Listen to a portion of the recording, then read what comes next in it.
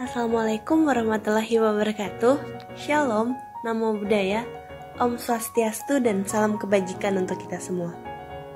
Nah, pada kesempatan kali ini, kami dari kelompok 15 akan menjelaskan tentang sebuah penyakit yang mungkin masih terdengar asing di telinga kita, yaitu stunting. Sebelumnya, perkenalkan anggota kelompok kami.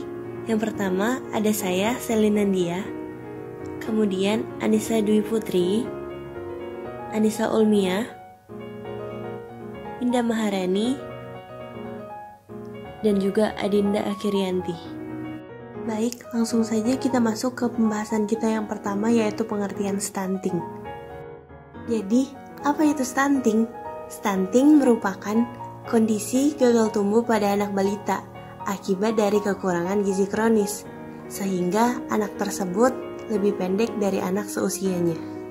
Nah, dengan kata lain, stunting merupakan sebuah kondisi di mana tinggi badan seseorang ternyata lebih pendek dibandingkan dengan tinggi badan orang lain pada umumnya.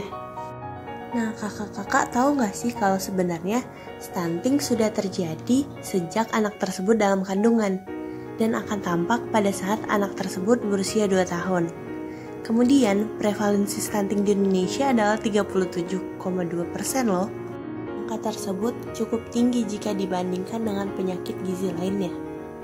Kemudian faktanya, 1 dari 3 anak di Indonesia ternyata mengalami stunting, dan ada sebanyak 8 juta anak di Indonesia mengalami stunting.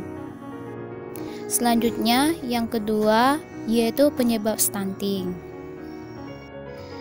Ada beberapa penyebab stunting. Yang pertama, praktek pengasuhan yang tidak baik. Contohnya, 55% anak usia 0-6 bulan tidak mendapatkan ASI eksklusif, dan 1 dari 3 anak usia 6-23 bulan tidak menerima makanan pendamping ASI yang tepat. Yang kedua, kurangnya akses ke bahan makanan yang bergizi. Contohnya, 1 dari 3 ibu hamil terkena anemia dan bahan makanannya itu mahal. Yang ketiga, terbatas layanan kesehatan termasuk layanan antenatal care, postnatal care, dan pembelajaran dini yang berkualitas.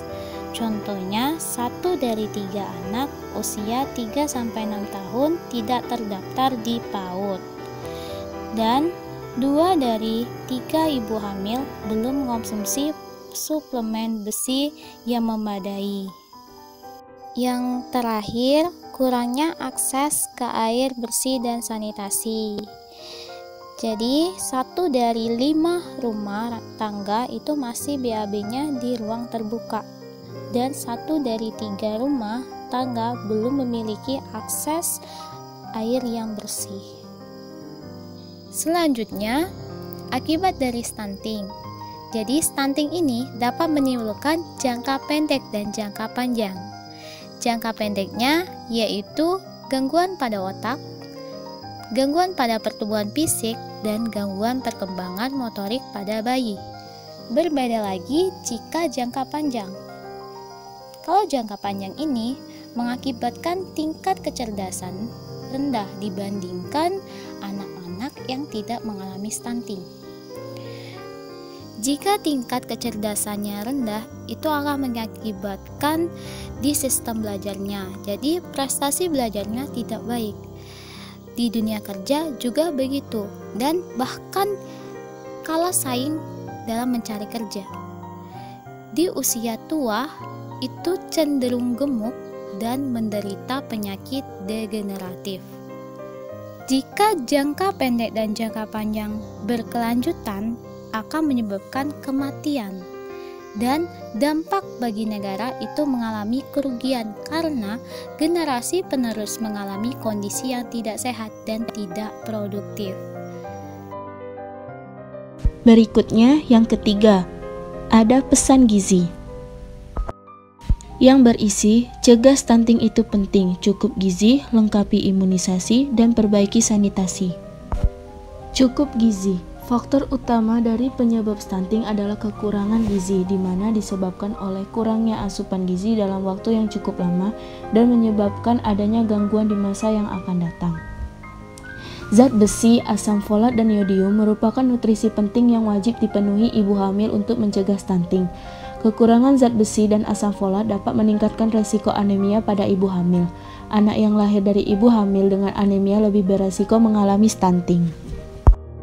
Berikutnya lengkapi imunisasi. Ada beberapa imunisasi dasar yang diwajibkan untuk bayi lahir agar tercegah dari penyakit stunting. Yang pertama, imunisasi hepatitis B, imunisasi poliomielitis, imunisasi tuberkulosis, imunisasi difteri, imunisasi pertusis, imunisasi tetanus, imunisasi pneumonia dan meningitis, dan terakhir imunisasi campak. Dan yang terakhir, perbaiki sanitasi. Sebelumnya, pengertian sanitasi adalah perilaku disengaja dalam pembudayaan hidup bersih dengan maksud mencegah manusia bersentuhan langsung dengan kotoran dan bahan buangan berbahaya lainnya dengan harapan usaha ini akan menjaga dan meningkatkan kesehatan manusia. Sanitasi yang baik dan bersih bisa mencegah stunting pada anak. Contohnya, jaga kebersihan dan bangunan sumber air bersih. Sebaiknya, lantai sumur kedap air atau diplester dan tidak retak. Bibir serta dinding sumur diplester dan pastikan sumur selalu ditutup. Jarak antara sumber air dan jamban dan tempat pembuangan sampah minimal 10 meter. Selalu gunakan jamban sehat yang tidak mencemari sumber air dan tanah. Pastikan lingkungan jamban bersih, sehat, dan tidak berbau. Jamban yang sehat tidak mengundang serangga seperti lalat, kecoa, dan serangga lainnya yang bisa membawa penyakit. Nah, pada video kali ini ditujukan untuk komunitas, terkhususnya yaitu usia prakonsepsi. Mengapa? Karena pada masa prakonsepsi merupakan tahap penting untuk menentukan kehamilan yang sukses. Periode kritis untuk menentukan kehamilan sehat serta kualitas bayi yang dilahirkan adalah periode di seputar momen konsepsi atau prakonsepsi. Masalah stunting dapat dicegah pada masa ini dengan memberikan gizi yang cukup. Nah, untuk mengacu definisi 1000 hari pertama kehamilan, bahwa kehidupan dimulai dari saat konsepsi. Apabila sasaran prioritas adalah ibu hamil, maka akan ada periode yang terlewatkan dan belum menjadi bagian yang dijabarkan dalam implementasi program penyelamatan 1000 hari pertama kehamilan, yaitu periode awal kehamilan. Padahal, masa awal kehamilan adalah masa kritis untuk menentukan keberhasilan kehamilan, karena proses pemrograman janin terutama terjadi pada awal kehamilan. Untuk itu, pada masa prakonsepsi ini sangat penting untuk mempersiapkan kehamilan untuk mencegah terjadi stunting. Ya udah gak kerasa video pembelajaran kita udah mau habis. Kakak-kakak sekalian, jangan lupa pesan gizi kami dalam video pembelajaran kali ini, yaitu jaga stunting itu penting, cukupi gizi, lengkapi imunisasi, dan perbaiki sanitasi. Ayo mulai dari keluarga kita. Terima kasih telah menonton video pembelajaran kami. Jangan lupa like dan diskusi di kolom komentar. Dan serta jangan lupa subscribe untuk menunggu video kami selanjutnya. Terima kasih.